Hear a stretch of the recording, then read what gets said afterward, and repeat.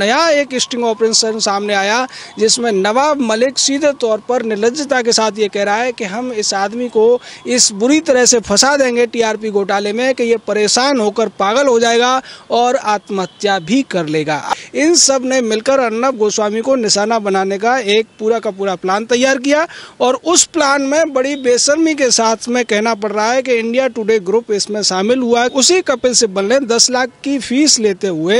ये कह दिया हाई कोर्ट में बड़ी बेशर्मी के साथ में कि इस पूरे मामले में एफआईआर में अर्नब गोस्वामी और उनके चैनल का कहीं नाम नहीं था। अर्नब गोस्वामी कोई अपराधी नहीं है। ये अर्नब गोस्वामी और उसके चैनल का कुछ नहीं बिगाड़ पाएंगे। राष्ट्रपति के सामने मामला पहुंच चुका है और मामला तो राष्ट्रपति के पास पहले से भी था, सुप्रीम कोर्ट के पास भी था, लेकिन एक जो चैनल के माध्यम से जाना, किसी लेटर के माध्यम से लिखित में जाना, वो निश्चित तौर पर बहुत ज़्यादा शर्मिंदगी वाली बात है महाराष्ट्र सरकार के लिए। नमस्कार, स्वागत है आपका हमारे चैनल पे। जिस तरह से मुंबई में जो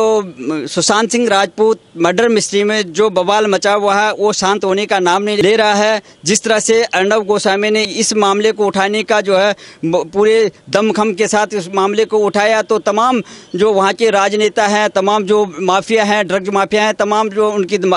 आवाज़ को दबाने की कोशिश कर रहे हैं। दो स्टिंग ऑपरेशन उनके हुए हैं और जिस तरह से टीआरपी मामले में उनको फंसाने की कोशिश की गई है और अब महाराष्ट्र सरकार उनको किसी भी हालत में जो है उनको बंद कराना चाहती है, उनकी आवाज़ को बंद कराना चाहती है। तो हमारे साथ जुड़ रहे हैं सर्वोच्च जनवक्ता श्री ओम गौतम जी, जो कानून के जानकार भी हैं, राजनीतिक विश्लेषक भी हैं। अब इस स्थिति में क्या हो सकता है महाराष्ट्र में? देखिए, महाराष्ट्र में पूरा राज खुल चुका है कि सुशांत सिंह राजपूत की हत्या का मामला हो या उससे पहले दिशा साल्यान का मामला हो, वहाँ जो कुछ हुआ था, मुंबई पुलिस ने जो लीपापोती की थी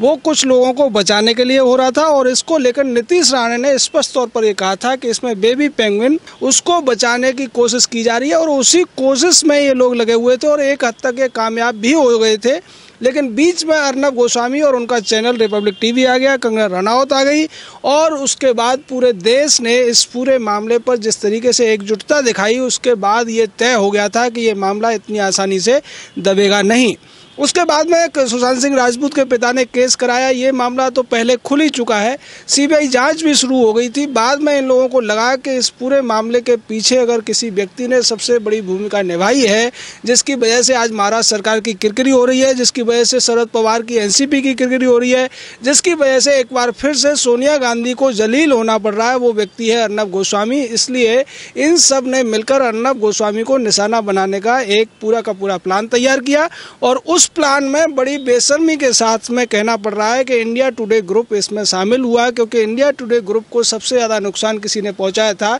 तो वो अर्नब गोस्वामी और उसके चैनल ने था। अब से पहले ये कहा जाता था कि आज तक नंबर 1 बना हुआ है टीआरपी में और इसी को लेकर, लेकिन कई सारे राज्य ऐसे थे जो आज तक के और इंडिया टुडे ग्रुप का जो पूरा मैनिपुलेशन है उसकी वजह से लोगों को पता नहीं चल पाते थे। बीएआरसी की एक रिपोर्ट आई थी और बाद में जुलाई में बीएआरसी ने एक जुर्माना लगाया था आज तक चैनल के ऊपर करीब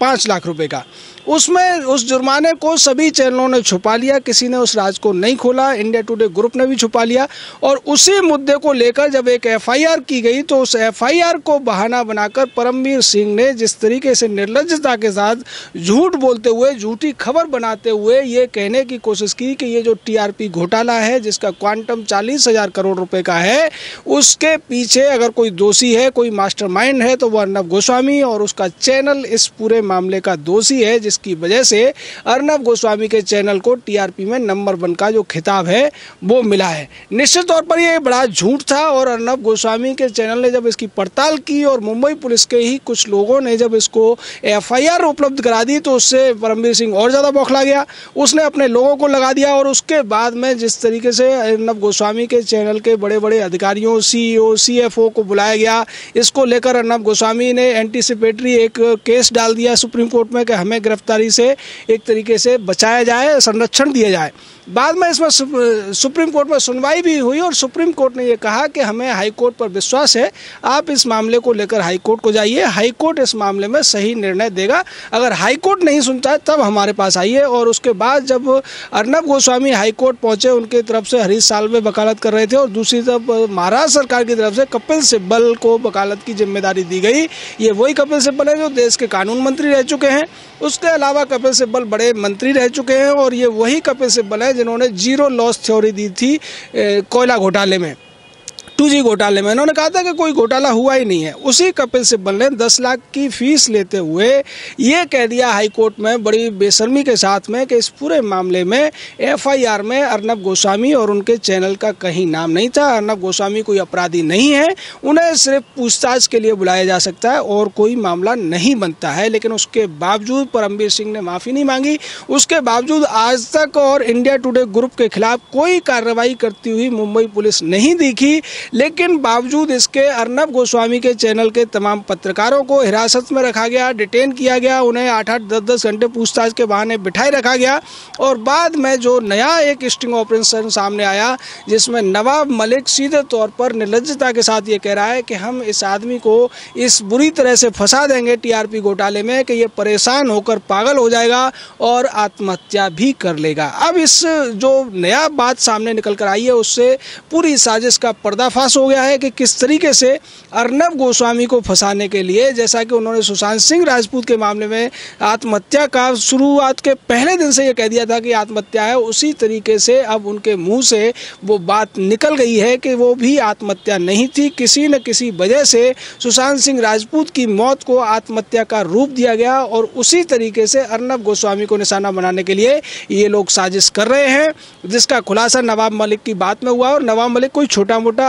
नेता नहीं है। नवाब मलिक शरद पवार का खासम खास है, NCP का बड़ा नेता है। और नवाब मलिक जब इनकी जो गठबंधन हो रहा था उसमें बड़ी भूमिका निभा रहा था संजय राउत के साथ में। तो सीधे तौर पर सोनिया गांधी का एक आदमी पहले पकड़ा जाता है और उसके बाद में पकड़ा जाता है शरद पवार का आदमी। उद्धव ठाकरे की तरफ से सारे लोग लगे ही हुए हैं। ये पूरी जो साजिश है अब बेनकाब हो गई है कि TRP घोटाले में सीधे तौर पर इंडिया टुडे ग्रुप को बचाया गया, आज तक को बचाया गया और इसको बचाने का काम किया परमबीर सिंह ने। दूसरी तरफ इस पूरे मामले को जिस तरीके से अर्नब गोस्वामी को टारगेट करके उसके चैनल को बंद कराने की साजिश रची जा रही है, उसको लेकर भी अब पूरी तरीके से जनता के सामने सारी बातें खुल चुकी है। लेकिन यहाँ एक बहुत ज़्यादा शर्मनाक बात यह है कि तमाम जो दूसरे चैनल हैं, जो दूसरे बड़े बड़े पत्रकार हैं, वो किसी भी तरीके से इस मामले में अर्नब गोस्वामी का मुद्दा उठाते हुए नहीं दिख रहे। वो अब सवाल नहीं उठा रहे व्यक्ति की आज़ादी का, वो अब ये नहीं कह रहे कि पत्रकारिता पर हमला है, न तो एडिटोरियल गिल्ड सामने आ रही है, न कोई दूसरा सामने आ रहा है।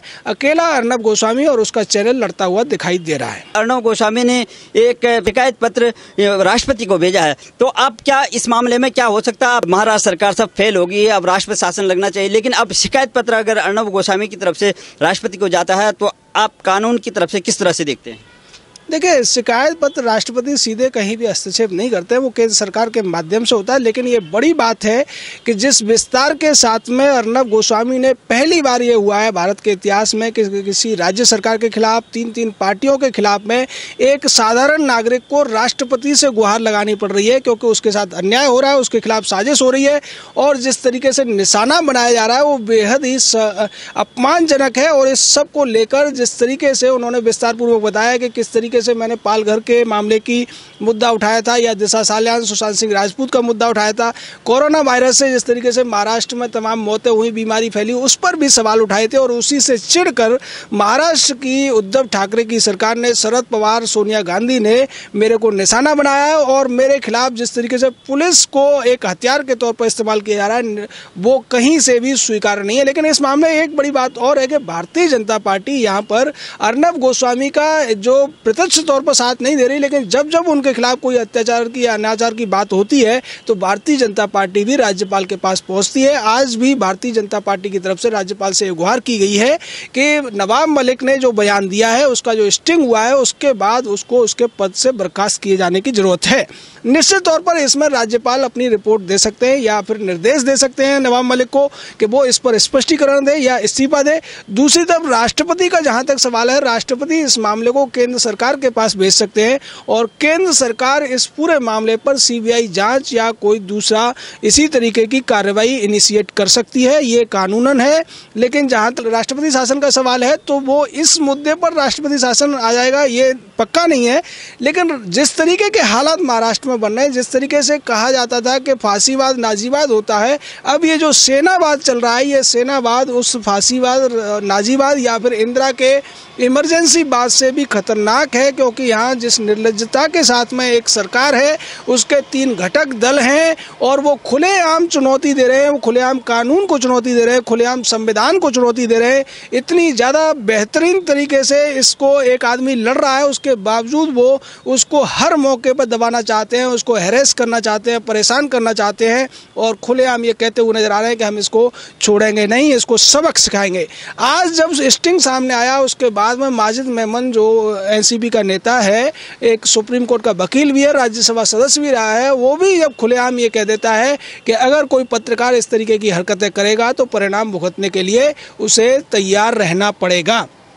आप इससे समझ सकते हैं कि चाहे सोनिया हो, शरद हो या उद्धव, ये तीनों किस बुरी तरीके से हर कानून को ताक पर रखते हुए एक व्यक्तिगत दुश्मनी निभाने चले हैं। जैसा कि कंगना रनौत के मामले में हुआ था कि संजय राउत ने जो कहा, बीएमसी ने उसके ऑफिस को तोड़ दिया, बाद में उसको गाली गलौज भी की गई और इस बात को लेकर भी संजय राउत को सफाई देनी पड़ी थी हाईकोर्ट के अंदर। लेकिन ये वो लोग हैं, इन्हें ऐसा लगता है कि इनका जो ताकत का जो घमंड है, सत्ता का जो घमंड है, वो सबके ऊपर है। लेकिन ये भूल गए हैं कि देश में राष्ट्रपति भी है, प्रधानमंत्री भी है। अगर इसी तरीके की हरकतें ज़्यादा रहेंगी, जनता इनके खिलाफ हो चुकी है, तो प्रधानमंत्री की अगर इस पर कोई बड़ी कार्रवाई करते हैं, इन लोगों के खिलाफ में बड़े केसेस भी डाले जा सकते हैं। जिस तरीके से संविधान का जो मौलिक अधिकारों के हनन का मामला है, सुप्रीम कोर्ट इस पर कोई डायरेक्शन दे सकता है। तो कई सारे रास्ते खुले हुए हैं और इन रास्तों में जो अब जिस तरीके से शरद पवार की पार्टी एक्सपोज हुई है, पहले सोनिया की पार्टी एक्सपोज हुई थी और उद्धव ठाकरे की पार्टी और उसके पूरे के पूरे जो चमचों का गिरोह है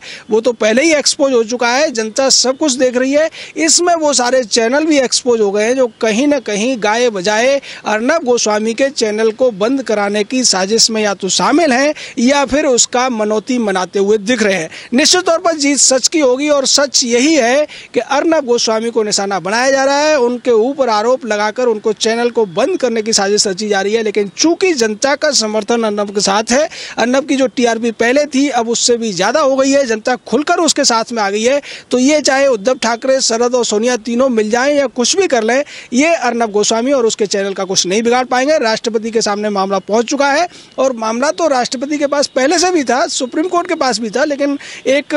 जो चैनल के माध्यम से जाना, किसी लेटर के माध्यम से लिखित में जाना, वो निश्चित तौर पर बहुत ज्यादा शर्मिंदगी वाली बात है महाराष्ट्र सरकार के लिए। और उसके बाद अगर थोड़ी बहुत गैरत बची हो उद्धव ठाकरे के अंदर या बाला साहब का खून अभी भी उसके रगों में पूरी तरीके से दौड़ रहा हो, तो निश्चित तौर पर उसको इस मामले में हस्तक्षेप करके सारे मामले को निपटाकर माफी मांग लेनी चाहिए। बहुत बहुत धन्यवाद आपका।